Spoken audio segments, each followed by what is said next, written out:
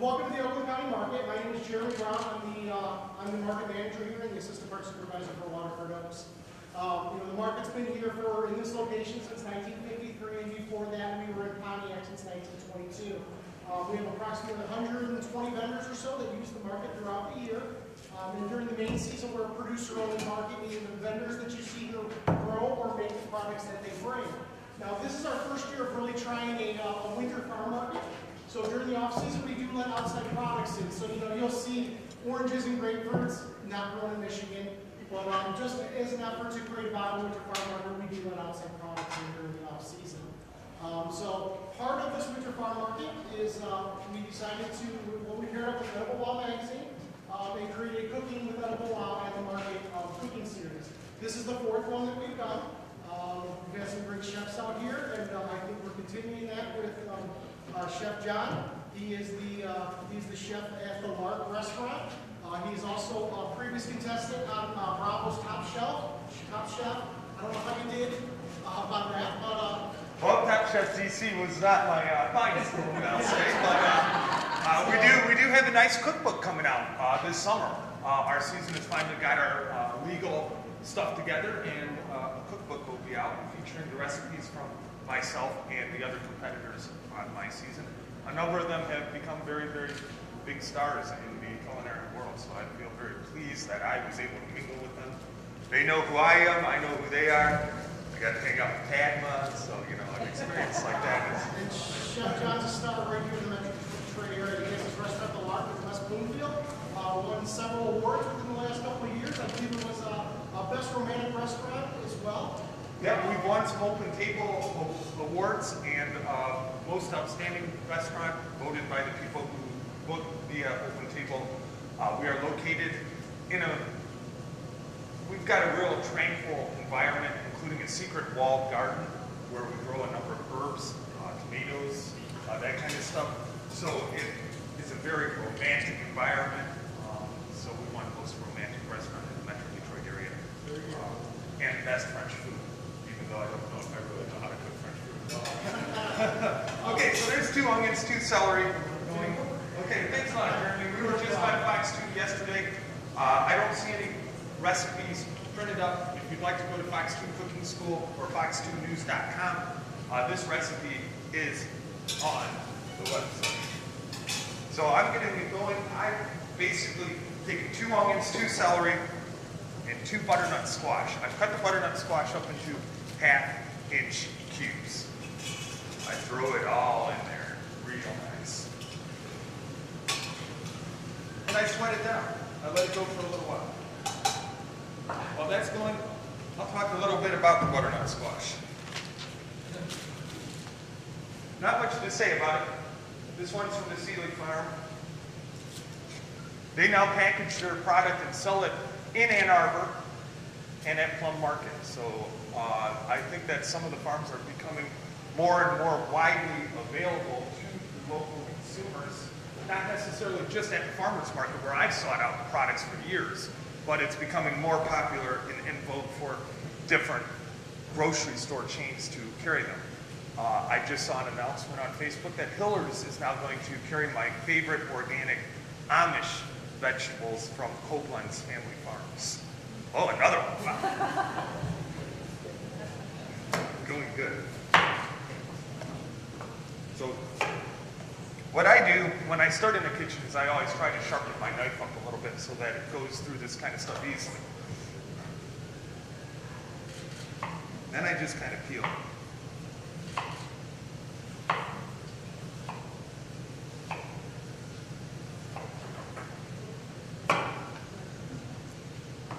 A lot of people just throw that away.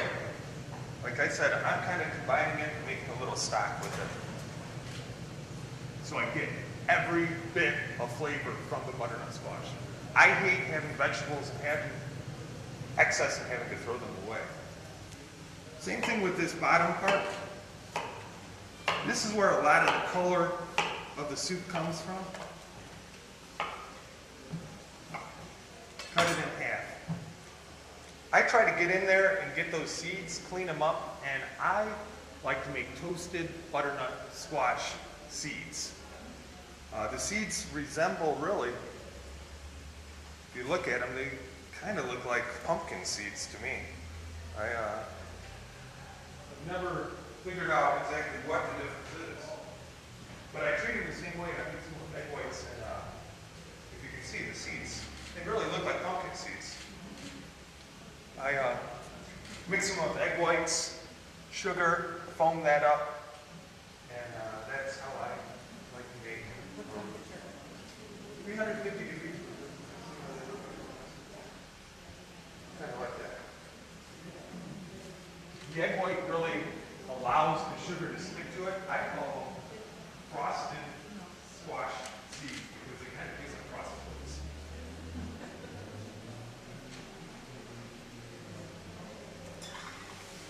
Being mindful, you have to kind of stir this around. This makes a pretty good amount of soup. Probably, hopefully enough to feed all of us. Usually about 40 or 54 ounce portions. So let me just show you this, finishing it up.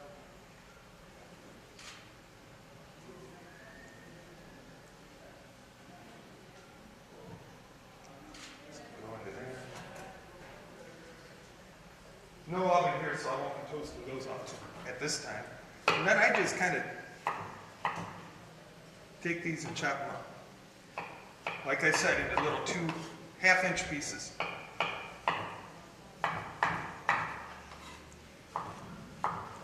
Don't be afraid of the tendrils coming off this. It's all good.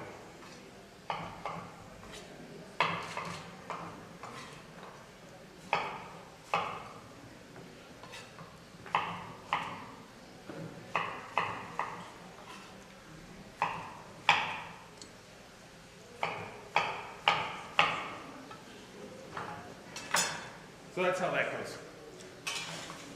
I throw it into the pot, but I don't think it's going to fit. You can see that's starting to sweat down a little. Slowly but surely.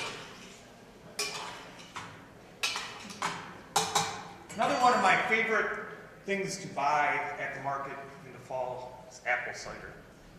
There's all kinds of vendors at numerous markets around now. I like to buy the stuff that hasn't been pasteurized, even though it is a little bit more risky for the health of young adults. Honey crisp apples are a phenomenon around Michigan recently, and I've found more and more producers of apples offering strict varietals of cider.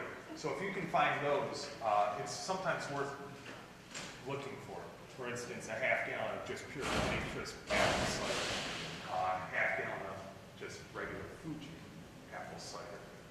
So those varietals are becoming more and more available. Usually cider is a mix of a number of different apples that they just mash and then produce, but a growing trend is the single varietal apple ciders. I like to look for organic if I can, most notably because the apples are not sprayed. Sometimes it's more difficult to find organic designation. Chestnuts are another one of my favorites to use in the winter months. The Ann Arbor Farmers Market, I know for sure, has on Wednesdays a person who comes out in the cold months, which is usually November, December, not always January and February though, and roasts chestnuts right there at the farmers market. Chestnuts, it used to be that everybody had a nutcracker in the house. You were cracking nuts to eat during the holiday season. Chestnuts were always one of my favorites because you could actually put it into the fireplace at home and kind of have a little, do a little cooking when you're young. And then you kind of break them open when they're warm, and you've got a warm nut that comes out. I have processed all of mine already so that they're already peeled. So you can buy them like this, or you can roast your own. I know that Hiller's has them right now. The chestnuts in their shell, and they're kind of fun just to throw into the fireplace or the oven and have fun with your kids and grandkids eating them and remembering, the old song chestnuts roasting on the open fire. What I do with them though is I give them kind of a sugary treatment I make my own caramel with sugar, butter, and water, and reduce down the chestnuts, and then kind of reduce it and add a little bit of maple syrup if necessary. Usually I don't add too much because the sugar and caramel mixture that I make, it's pretty sweet on its own, but sometimes you kind of miss the proportions and you don't have enough to cover up all your chestnuts. It's best to keep them submerged in the liquid, and then they have a pretty good shelf life. You can keep them in the refrigerator, you know, a small amount of them for up to a month, if not a little more, just because it's got butter, sugar, water, nothing's really perishable once it's been cooked. Maple syrup is another one of my passions. For those of you who saw me on Top Chef, Jeremy, I made a maple syrup mousse to make maple Napoleons with mango vanilla sauce. I wasn't met with great approval by the judges because they said that I didn't make my own dough for it. So I was faced with an instant elimination, despite the fact that it's a very tasty dessert. Maple syrup has been my favorite since growing up in Grand Rapids and growing up through Blanchard Nature Center to do a maple syrup pancake cook-off. I've taken creme fraiche, which is a mixture of buttermilk and cream, that you can do at home, keeping it in a warm spot, or you can just buy it from the store like I do, just because it's pasteurized and more consistent. Then I mix the two, and I use that as a garnish. So let's take a look at what's going on here right now. I would probably let this go down a little bit more, but for farmers market purposes and because I've already prepared the food that we're going to eat here, that's one of the requirements for doing a demonstration. We're just going to kind of do this a little bit quicker. Why don't I show everybody what proportions are, what it kind of looks like. Kind of go like that. And you're trying to get as much flavor out of this butternut squash and celery mixture that you can. In oil, and if it gets a little bit dry on the bottom, I just add a little bit more canola oil because you don't want anything to be scalding, you know, to the bottom. You don't want it to get brown because that flavor will really, really very throughout the whole thing. Note the pieces that are from the middle, they're a little bit more orange, if you know what I mean. They're getting a little more color.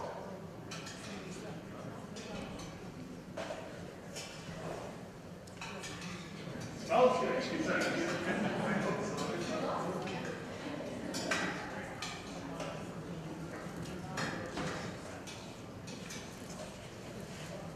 I've seen Lark go through at many farmers markets.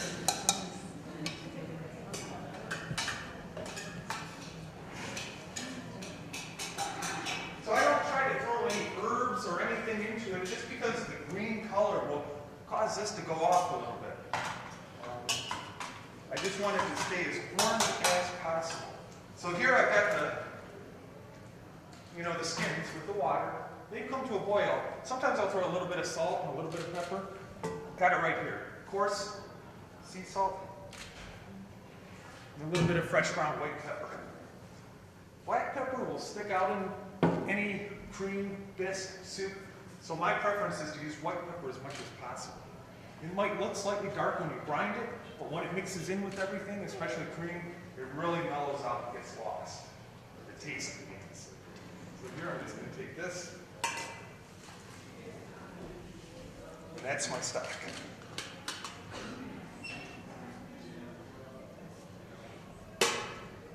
Usually, if you cover the skin or the shells or skins that you have, the peelings, trimmings, with water and pour it over, you should have almost exactly enough. I return that to a boil real quick. Let's take a look at these chestnuts. Here's a pound. Already peeled. We're taking out the bugs.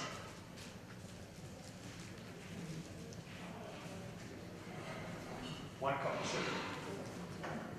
What was that? 1 cup of sugar. A 1/4 pound of butter, so that's approximately 1 stick.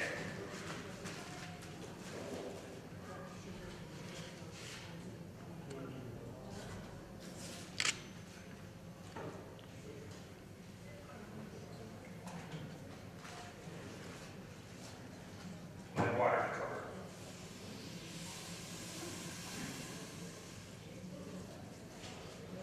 which is approximately 1 cup.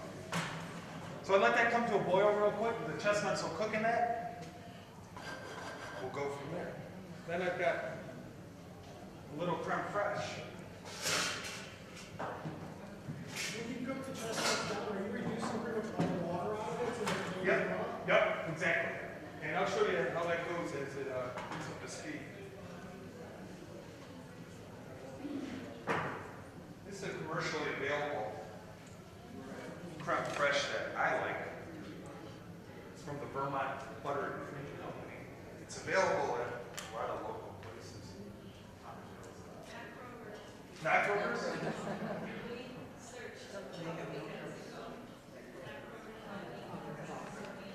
Really? I really like their mascarpone too, the Vermont Butter Company.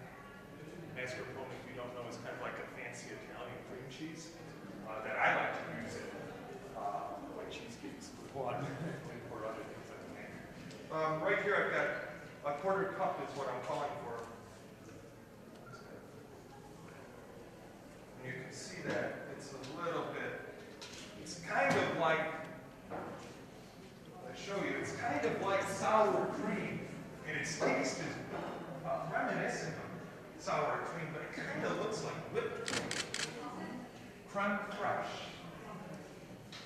So that's what that looks like. And I like it because it gives a real nice little acid component to any of the dishes that I put it in as a last-second garnish. You said you could make your own. You can make your own. One way to do it is to mix buttermilk and cream in a jar.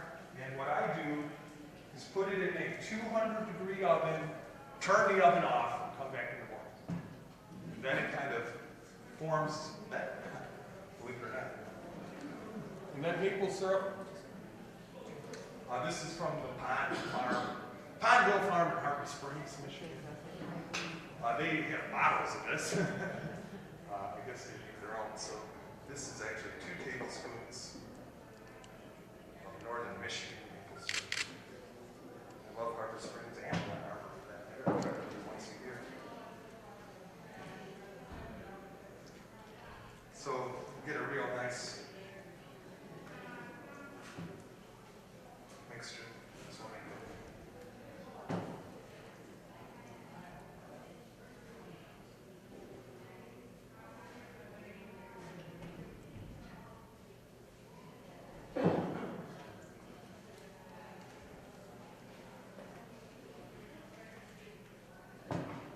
Didn't throw my 3/4 of a cup cider in here. Gives it extra. If you have apple, sometimes I throw apple in there too. Kind of an apple taste.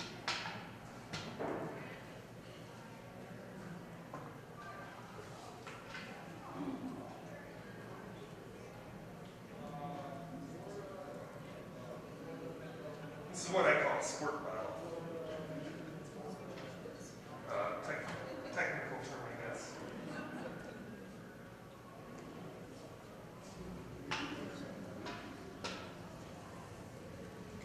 Now, if you can't find creme fraiche, for instance, you're at Kroger's, you can't find it at the grocery store, or you're somewhere where they just don't have it. Just use sour. It's kind of the same thing. It's just a little more sour. So now that this is just about at a boil, the soup, you can see right off the top, if you're looking at it, that by using the double dose of squash, it really, really makes this soup come orange. Got that? It's really good. Just because it's got so much squash in it, you can see that the water is pretty orange. A lot of people ask, how do you get that kind of color out of your soups and bits? Just use the natural goodness of the vegetable and let it shine. Don't try to adulterate it too much. I just try to throw a lot of stuff into things. I try to keep my recipes kind of simple.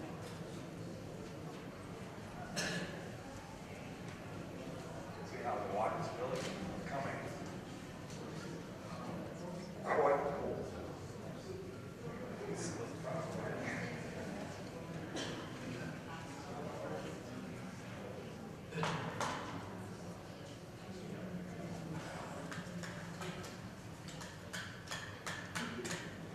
And as this starts to go, you can see that the chestnuts are starting, as they cook, they start to break up a little bit, become fragmented and tender, I guess is what I'm trying to say. As soon as the butter really melts and comes to a boil, those are done. You can reduce it down as much as you want or as little as you want. Once that comes to a boil, I take some cream. I don't like to use a lot of cream, but a little bit of cream really brings the whole dish together. Another one of my favorites is Guernsey Farms. They're located in Northville. I've used their milk since I've moved to the area in 1985. Always loved it. I go out to their area quite frequently too. Their chocolate milk is really good. Other brands that I like are Calder Dairy, which is also a locally produced milk.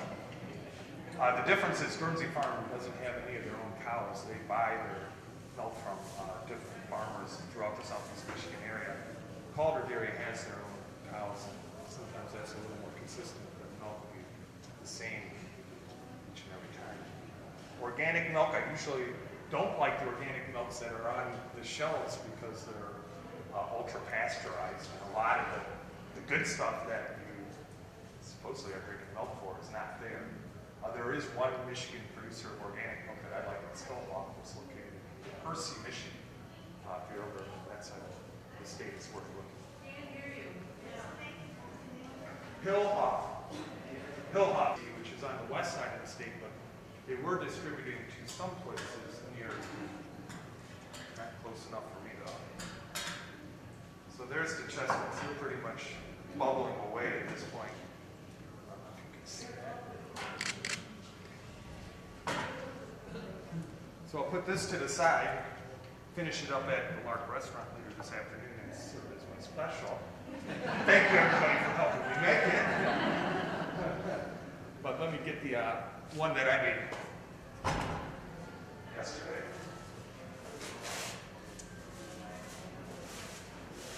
Well, my guys actually packed this one up pretty good. This wasn't going to spill, unlike my oil. Can't just go to the store to replace this.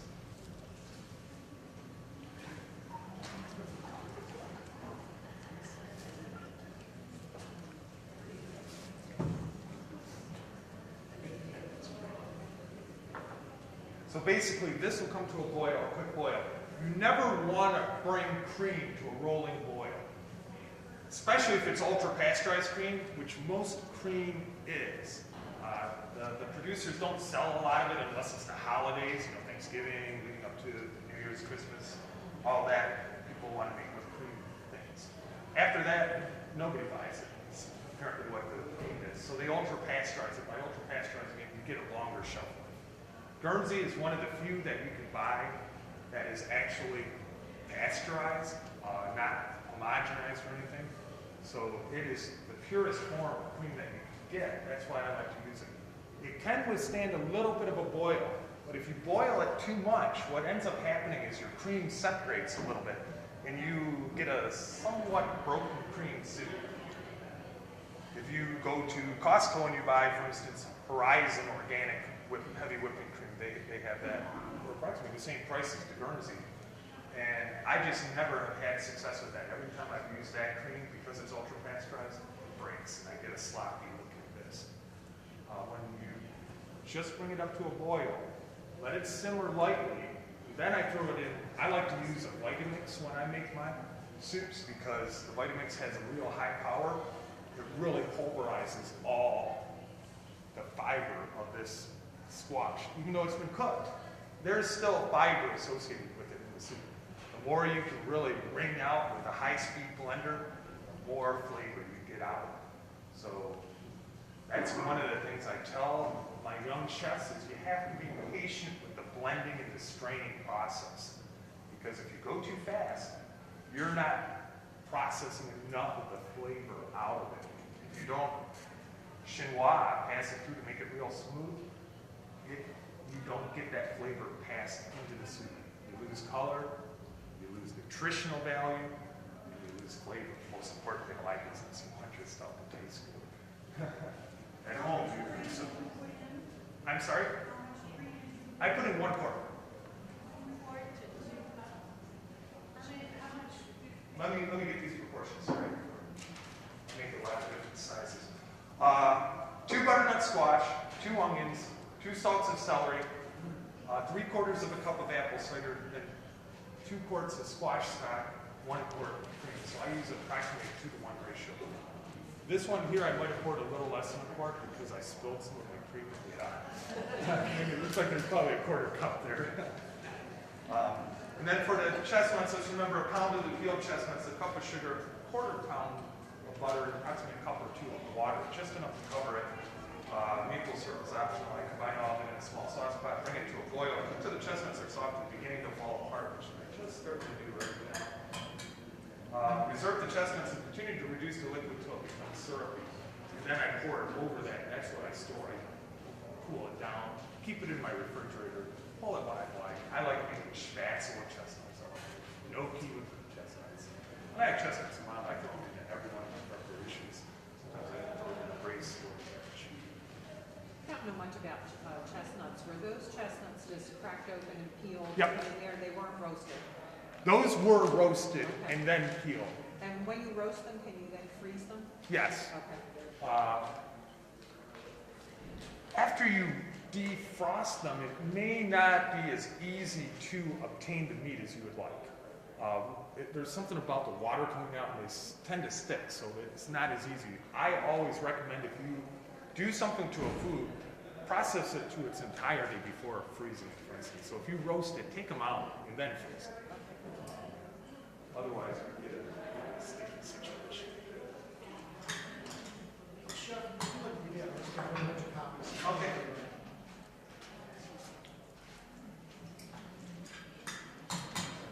So as soon as this heats up, we'll serve it. I've perfectly seasoned it at work, so as soon as it comes up to a light boil, I didn't run out of gas with this.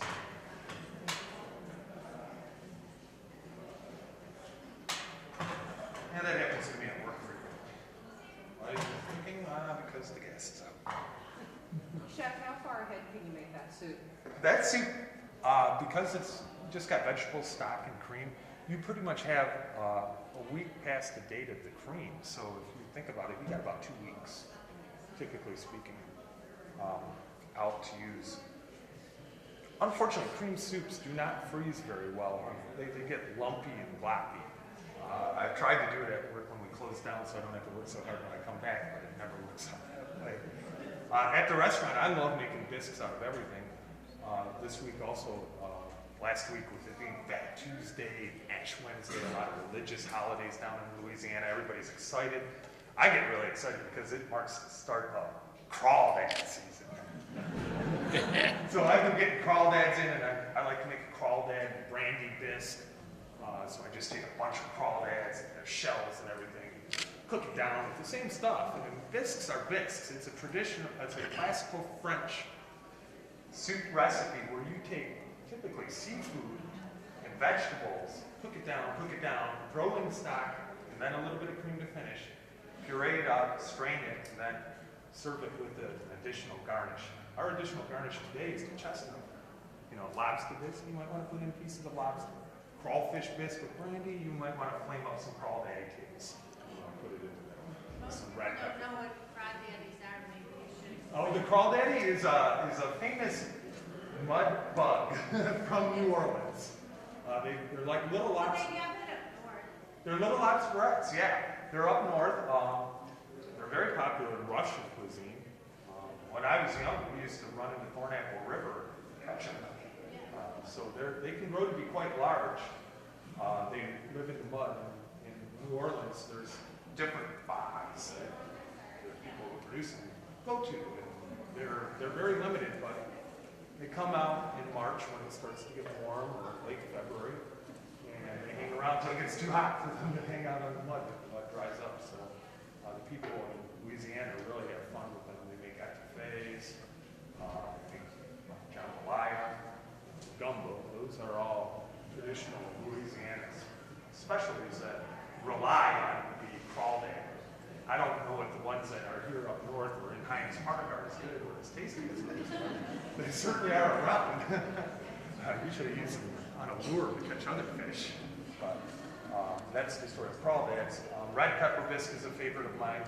Celery root and parsnips are also vegetables that are available at farmers markets. At this time of year, I see some parsnips over there that can easily be made into a bisque just like this. In fact, I like celery root because it's the root of celery and it's very white. It makes what I think is a great cream of celery soup, for lack of a better word. It just makes a bunch of celery, onions, a little of the green celery. Doing it the same way as this. No cider, of course. But the trimmings, once I wash them, I make the same kind of stock I pour over it. So that's a really fun dish. Just making sure it's still going so we don't have a technical delay. I can tell everybody's hungry. Yes? What? Well, frozen crawfish, yeah. A lot of it's frozen anyways when it's in New Orleans. It gives it a longer shelf life because, let's face it, a crawfish, when you take the meat out of its tail, it only is good for 3 to 5 days. It's tough to get it from Louisiana and buy it somewhere, in the time that it goes bad or it's at its peak. So a lot of people do freeze it. I just defrost it in a bowl of water, let it come up to temperature in its package so you don't lose the juice that's around it. Beware when you buy the crawfish, though, that are frozen because oftentimes they come from China. And in China, they do different things to the mud that they grow with because they're kind of farmers that I think gives it a really, really different taste. In fact, I won't use them. Those are my methods on crawfish. If you can find them whole, that's the best way to do it. I like to throw them in a pressure cooker and just boil them under pressure. And when it's done, I take butter and cayenne pepper and just throw it into the pressure cooker. Let the people who come to your party, your crawfish boil, just pick them. That's a popular thing to do in Maine. I used to throw a crawfish party every year in my backyard. Picking up shells all year long. So, Chef, how did you get your stuff? Well, my story is a little bit different than a lot of chefs. A lot of chefs go to culinary school, they graduate, they come on to restaurants. That seems to be the norm today. Back in 1994, when I started at the Lark, there was no Food Network, there was no Bravo TV, there was none of that. It was more, chefs became chefs by doing it. They didn't really go to school to learn it. I was an engineer at the University of Michigan in my previous lifetime. Worked for 4 years as a microwave remote sensing device engineer. The last great recession before the last one, I had an opportunity to come to the Lark. I took it thinking short term, because I love to cook. It became a passion. Sometimes doing something that you're passionate about is what it's all about. Certainly with engineering, it's more money, better lifestyle, not as long of hours, not on your feet all the time. But boy, I kind of liked it.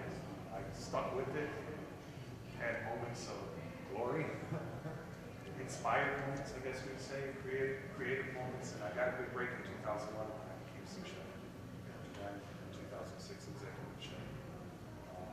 Luckily, I've had the fortune of being Great Lakes region finalist for the James Beard Foundation 3 times. That's five. That's the top 5 in the region, Chicago, Wisconsin, and Ohio. So I was very proud of being able to be one of the top 5 chefs as selected by the James Beard Foundation for this region. I never won. It's very difficult to win. That's the best of the best. Usually they go to Chicago and the chefs charging $200 or $300 a prefix meal. Slowly getting here. Do we have, oh, you're there. Yeah, that's an old